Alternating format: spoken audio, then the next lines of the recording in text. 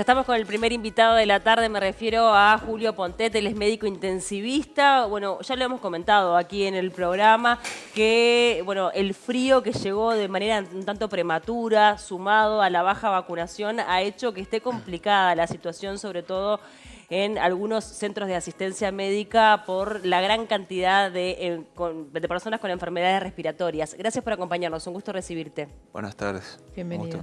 Bueno, hablemos en un principio cómo está el panorama a nivel nacional, ¿no? Con esto de que están como más exigidos algunos centros médicos por el incremento de enfermedades respiratorias en niños, pero también en adultos mayores. Sí, en todas las franjas etarias, te diría yo. Hay un incremento en la consulta, en la demanda asistencial en todos los niveles, desde el prehospitalario, con consultas más bien leves, digamos, a el nivel de tercer nivel, que viene a ser de la terapia intensiva. La demanda asistencial se ha multiplicado, particularmente vinculada a infecciones respiratorias y en particular por influenza, que es el virus de la gripe. La franja etaria que es, digamos, población de riesgo, ¿es la misma que cuando hablábamos de COVID-19? Es bastante similar. La población de riesgo para tener infecciones virales graves y que puedan determinar un ingreso a terapia intensiva son extremos de la vida, en particular, a diferencia del COVID, también en niños, pero también no solo por la edad, sino por algunas enfermedades crónicas, cardiopatía, enfermedades respiratorias crónicas, diabetes. La obesidad también juega acá. Y enfermedades en general que afecten a la inmunidad previamente, ¿no? Bien. Entonces, adquirir el virus va a dar una probabilidad mayor de tener una forma grave. Bien. Perdón, algo que pasa con el dengue, ¿no? Que es cuando te reinfectás, digamos, ¿tiene que ver con eso, esa última parte mencionada? No, no exactamente la reinfección, porque el virus va mutando y el virus de influenza circulando en este momento no es el mismo del año pasado, digamos. Siempre genera mutaciones y ese es uno de los fundamentos, además de la duración de la inmunidad, por el cual es necesaria la vacunación anual, digamos, renovar la vacunación, ¿no? Justo te iba a preguntar eso, ¿no? ¿Qué virulencia tiene esta gripe de influenza específicamente y qué podemos esperar para las próximas semanas?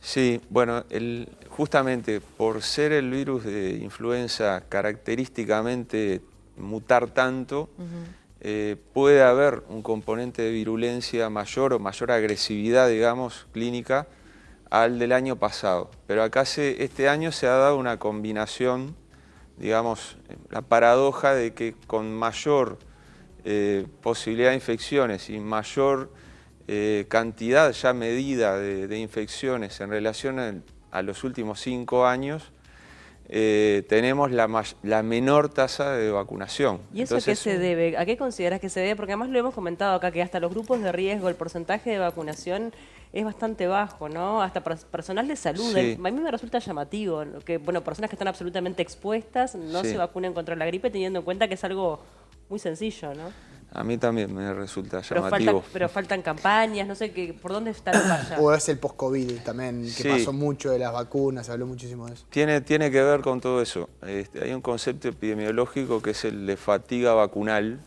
que quiere decir que las personas, en definitiva, la definición es, las personas tenemos menos predisposición, menos ganas, digamos, de ir a vacunarnos.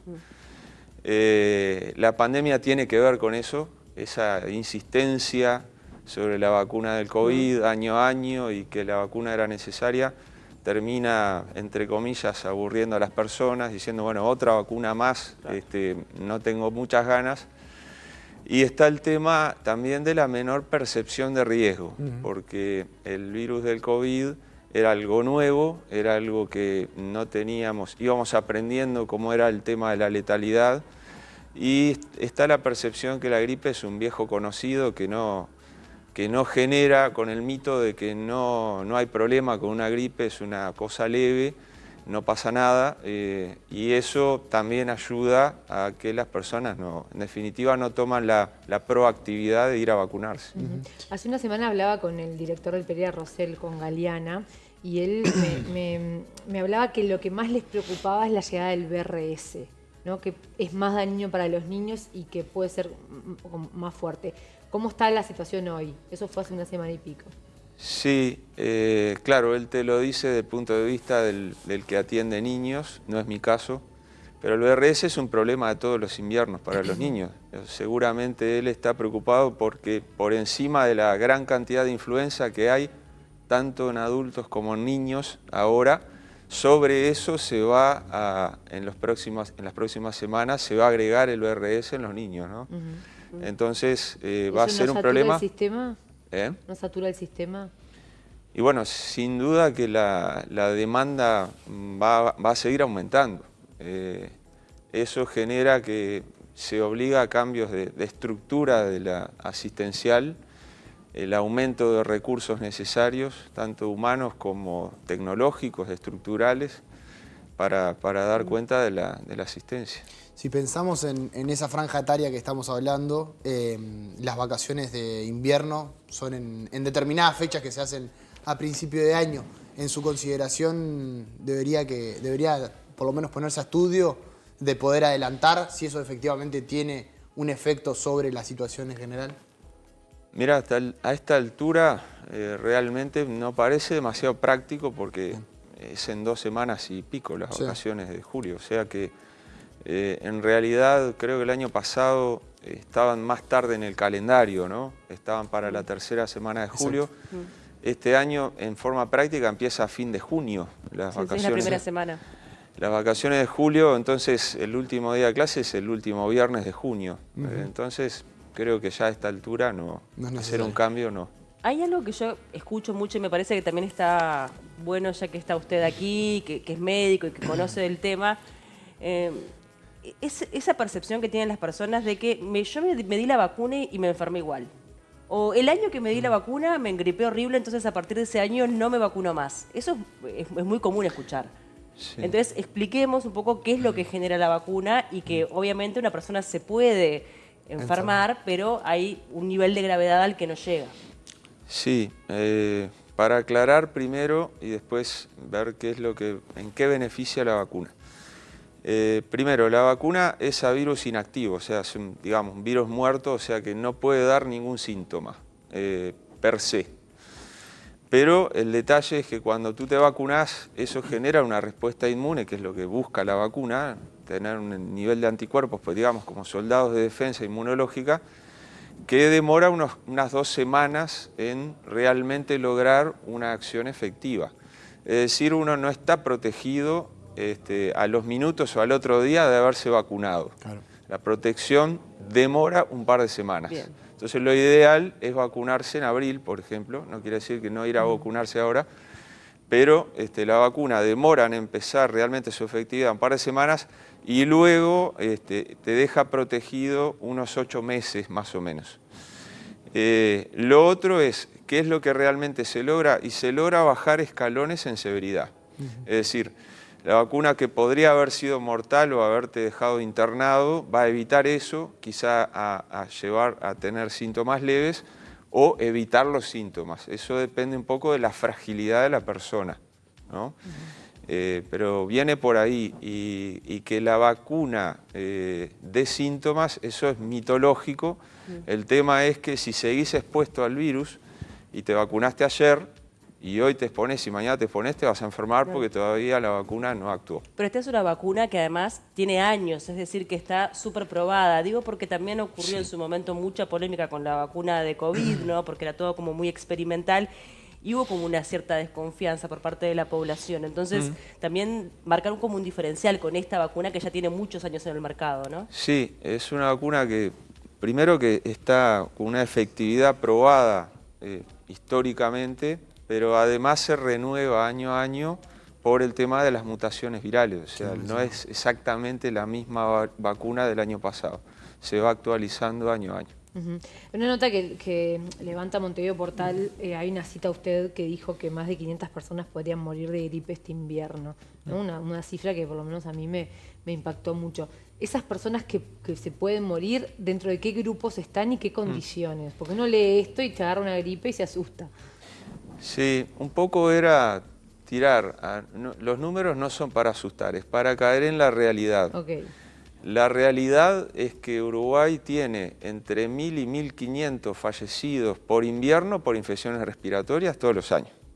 1.000 y 1.500. Exacto, eso si tú vas a la Entonces, información pública que está, por ejemplo, del 2019, 2018, habla de unos 1.200. Para citar años que todavía no estaba el COVID, ¿no? Perfecto, Entonces, perfecto, sí. ¿cuál es el tema? Va aumentando nuestra capacidad diagnóstica también, muchísimo. Entonces, hoy en día tenemos test virales que hacemos a nivel hospitalario que en minutos sabemos si tenés una influenza o no.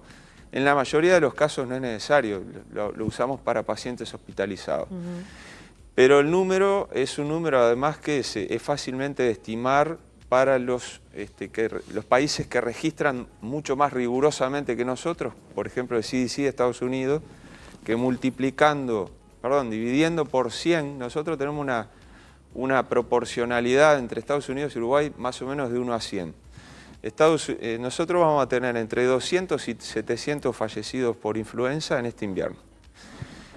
Vos me vas a decir, bueno, el margen es muy amplio, sí, nos vamos a acercar a 200 si nos vacunamos mucho, nos vamos a acercar a 700 si nos vacunamos poco.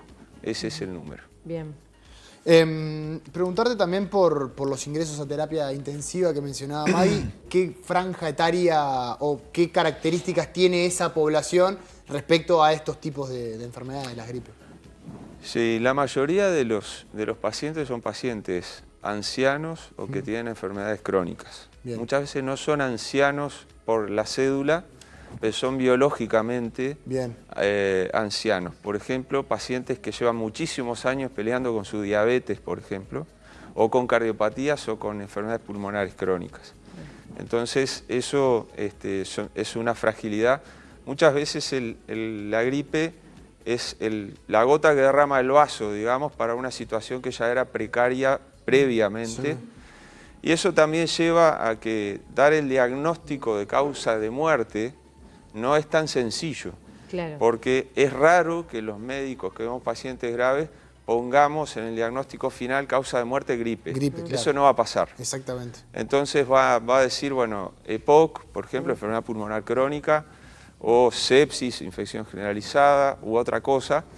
Y eso lleva a que el diagnóstico real de causa de muerte de la gripe no es tan sencillo y deberíamos hacer un análisis historia por historia para realmente tener un dato certero. Es el desencadenante, por decirlo de alguna manera, ¿no? O sea, el que Exacto. comienza todo. Exacto. Muchas veces la causa de descompensación de una enfermedad que ya la persona ya la tiene, ¿no? Pasaba mucho con el COVID eso, en definitiva no era una También. muerte por COVID, o sea, el fallecimiento no iba a ser COVID la razón, pero sí influía en todos los otros problemas que ya tenía esa persona. El virus puede ser la causa de la enfermedad principal porque puede dar inflamación pulmonar. Claro, exacto. Pero también es la descompensación, dicho de otra manera, si no hubiera adquirido el virus, no estaba ahí internado. Exacto. Claro. Ahora, también me gustaría hablar un poco de lo que es la prevención, ¿no? Porque algo que aprendimos muchísimo durante la pandemia, que es el lavado de manos, la utilización de tapabocas, bueno, un montón de medidas que pensamos que de repente se iban a quedar. Aprendimos y desaprendimos. Sí, tal cual, ¿viste? La humanidad es como de memoria corta en eso. Es lo mismo, ¿no? Prácticamente. Es prácticamente lo mismo, sí. La transmisión, ahí hay que recordar cómo se transmite el virus. Se transmite con estornudos, con la tos, con la saliva. Entonces yo toso, me tapo la boca y después agarro el vaso, voy a contaminar el vaso, voy a contaminar la mesa. Entonces hay una cosa que se llama fomites, que es cualquier superficie inerte a partir de la cual el virus queda, puede quedar más de 12 horas ahí el virus, que viene otro y se va a contagiar. Entonces, cuando uno tiene síntomas o va a estar con una persona con síntomas, lo lógico sería que tuviéramos un tapaboca para evitar ese cruce, digamos, de gérmenes, ¿no? O si estamos en lugar cerrado y necesariamente hay otras personas que yo no le voy a decir, si hay muchas personas, no andes tosiendo, porque socialmente eso no va a pasar. Sumado a que siempre lo hemos comentado acá, ¿no? Una buena alimentación, la vitamina C, que es importantísima en estos tiempos. Sí, claro. Ahí hay un tema de hábitos saludables en general que hacen también a la fortaleza inmunológica de cada uno, ¿no? Claro. Pensando también en sentido país y pensando en la salud pública particularmente, ¿crees que sería por lo menos posible que el Ministerio de Salud y las autoridades de gobierno recomienden el uso de tapabocas, así como pasó en la pandemia, en estos momentos de invierno, de complicaciones a niveles respiratorios, de que se haga un poquito más de campaña en ese sentido, que capaz se hizo muchísimo durante el COVID-19 y que ahora no tanto, debido a que, bueno, la situación es diferente también? Sí, siempre sería recomendable. Eso es una lección que nos dejó la pandemia. Yo lo repetí muchas veces el año pasado, el anterior, que es no olvidar el tapaboca en situaciones específicas. Espacios cerrados, personas que vos no vas a dominar si tiene síntomas o no la otra persona. Y cuando uno tiene síntomas y no se puede quedar en su casa, que sería lo más apropiado, usar el tapaboca cuando estamos en lugares cerrados, ¿no? Pero pensar en tapaboca obligatorio en espacios cerrados, hoy sin pandemia, ¿lo ves difícil o es algo que se puede hacer y no tiene tanto impacto? Yo creo que a nivel de recomendación, sin duda que tiene lugar. Eso es un hecho biológico, Claro. no es un tema normativo. Sí, sobre todo pensando en esas 700 personas que mueren por 500. 500. ¿No? Sí. ¿Le sorprendió la falta de adhesión de los colegas de la salud a la vacunación? Sí, estamos en falta y es una gran autocrítica. ¿Y por Aclaro qué? que yo me vacuné, pero... Quiero que Pero- le Julio. Claro, ¿Y por qué? me imagino ahora me dicen, no, yo todavía no me la di la vacuna. No No. podía pasar tampoco. Bueno, en parte va de lo que decíamos hoy, ¿no? Tenemos una fatiga vacunal, tenemos esa sensación de falta de percepción de severidad, Claro. de severidad potencial. Y como ustedes dicen, tenemos la memoria corta, porque todo lo que nos ha pasado, además hay un tema, ¿no? El influenza nos permite, a diferencia del COVID, nos permite planificar, porque sabemos, es un virus estacional. Entonces ya sabemos que en mayo o junio, un poquito antes, un va a poquito tocar. después, va a subir. El Claro. año que viene va a pasar lo mismo, Claro. el siguiente va a pasar lo mismo. Entonces, como tú decías, en lo que son políticas públicas, qué mejor que saber lo que va a pasar para planificar. ¿Faltó Totalmente. planificación? No, en abril habían 700.000 Faltaron vacunas brazos. disponibles, ¿no? Sí. No, claro, o Faltaron campañas brazos. de repente, no sé si Bueno, fallaron. ahora creo que tenemos que insistir. Claro, pero más las información que el vacunas personal de la estaban. salud, imposible. Y aún así Claro. No, costó sí, claro. mucho, hubo que generar reuniones desde el Ministerio de Salud Pública con los sindicatos pertinentes para Sí, que, sí, bueno, sí. incentivar ahí. Hay que aclarar que es bueno que la gente lo sepa, porque en otros países no es así. Nosotros tenemos un lujo en ese sentido, que es una vacuna gratuita, ampliamente disponible, que no requiere una receta, que la puede ir uno a buscar a cualquier centro de salud, aunque no sea usuario de ese centro de salud. Están todas las condiciones dadas para la accesibilidad. Totalmente. Julio, muchísimas gracias por estos minutos. Fue un gusto recibirte aquí en el programa. Igualmente a las órdenes.